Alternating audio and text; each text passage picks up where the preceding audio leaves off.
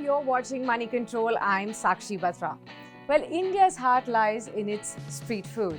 But much as we love our samosas, jalebis, or even pani puris, there is this hygiene factor that gets us worried always. But there is this one company that is seeking to revolutionize the Indian street food space, and which is why we've come here today to speak to the founders of this disruptive safe food venture, Ganymede. Joining me to take this conversation forward is my colleague, Gaurav Choudhury, who's Deputy Executive Editor of Moneycontrol, as well as I'm joined by the founders of Ganymede, Mr. Ashu Malhotra, also Neelima Bura and Devki Mucha. Thank you so much for having us here. So Ashu, let me start by asking you, what are the changes that you see Ganymede doing in this space of Indian street food right now? We are a purpose-driven organization. As a change, we want to bring to India safe and affordable food at the go. And we are committed to create employment in millions. That's what we stand for. Right, absolutely. Now, Neelima, I also wanted to ask you about as to when we talk about Ganymede and when we talk about the Indian street food space particularly, what are the problems that are afflicting this space right now? The purpose of the organization is to create the largest food service chain which actually serves safe and affordable food to the masses. It's actually serving food to 1 billion population and giving employment to 1 million of unskilled employment on street. Now what we are planning to do in this, the biggest challenge on streets of India is actually safe food. Is it available at every place, every corner for the people who are consuming meals 5 times a day for everyday purpose for their living? What kind of options, opportunity is available? There are very limited options. So this entire effort is towards building those opportunities and spaces and also bringing those kind of safe food which can be available for everyday meal, everyday purpose and everyday food for masses. Absolutely. Now, Devki, I also wanted to understand when you talk about Indian street food, it is actually available in abundance in every area, maybe on every road that we walk on today. So, why would, as a customer, somebody come to Ganymede? The real thing is safe and hygienic food. Right. What we see across, it's not necessarily about street, any corner where we try to eat. It's about safety and hygiene which pulls people. That's what we bring to table, that the food we are offering is prepared in right condition, right environment, right water, etc.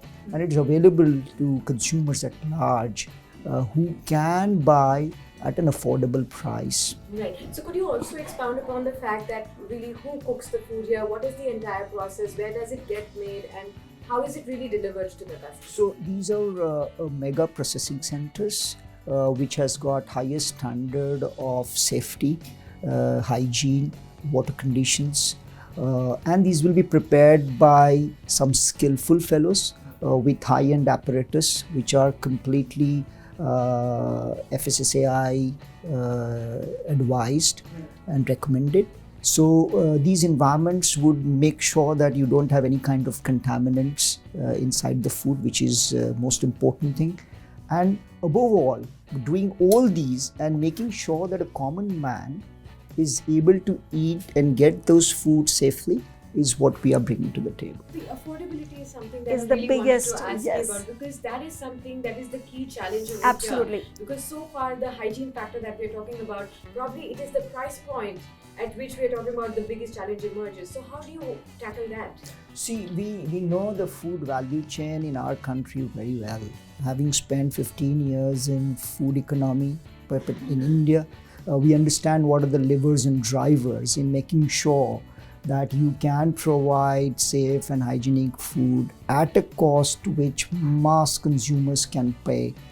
Obviously, there are with a certain price, everything is available, but what thing which we bring to the table is at that price point, bring safety and hygiene. And we know the economy of food very well to tie all of them together.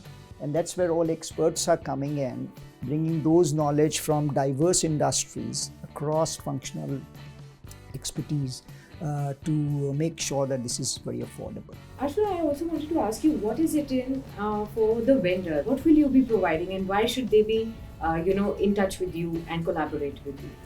So, anybody would like to join you once they see there's some value in that. Right. Our business model is based on inclusive capitalism. So whosoever, right, for like you asked about the vendors, so we ensure that end of the day, they make adequate margins in the food they're selling. Okay. So what we are promising to them is one is some sort of assured income, which is more than what they were earning before. Okay.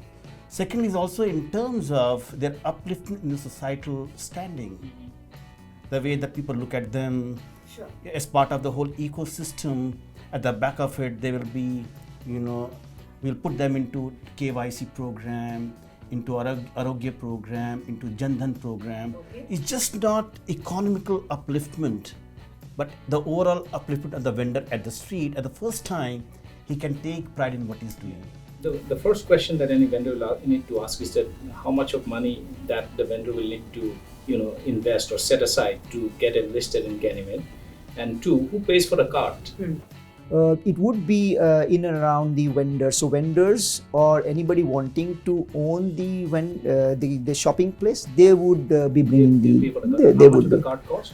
It depends. Again, it's fragmented, so it depends where the source of those raw materials are, whether it is steel based or wood based or plastics, etc. We don't want to use plastics at all, so it'll be largely stainless steel based. So cost of it is varying country to country.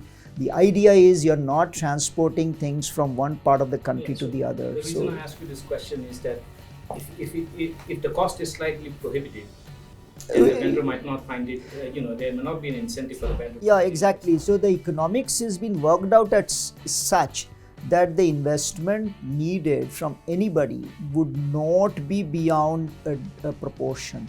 So if we are, if anybody is able to earn 15 to 20,000 rupees from our venture, obviously the investment cannot be 2 or 3 times of it in the entire venture. What is the minimum income that you are guaranteeing to a vendor? Anybody is wanting to sell, say in a city like Delhi, it would be roughly around 12 to 15,000. That is the minimum income guarantee. That they will be able to earn very easily. So how many aggregators, or how many vendors are you planning to aggregate together, and in which cities, which geographies will you start off with? How many cities are you planning? Tier 1, Tier 2, Tier 3? I think we are not aggregating. Yeah. We are not an aggregator. We are creating our own exclusive food service value chain. Right? And if we, in a phased manner, when we are expanding, it is starting from central India upwards to northern India.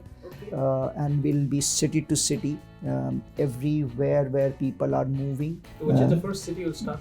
We'll be starting first city from Indore, which is the heart of India, and incidentally they love their food as well, so we are starting from that place. What are the kind of food that will be available in the first vend in Indore?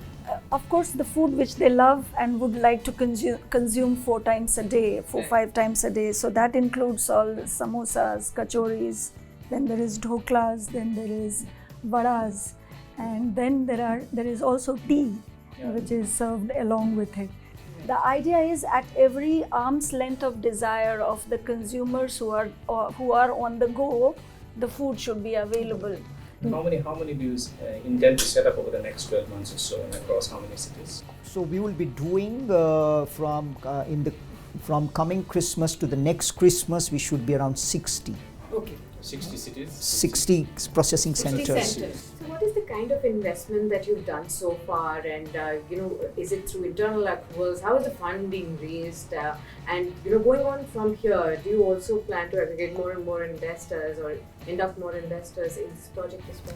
Yeah. So our organization thesis have been people, planet, and profit. We have done almost 5 CR so already, and we are just continue to multiply as and when need. So investors are lined up, so we are going to.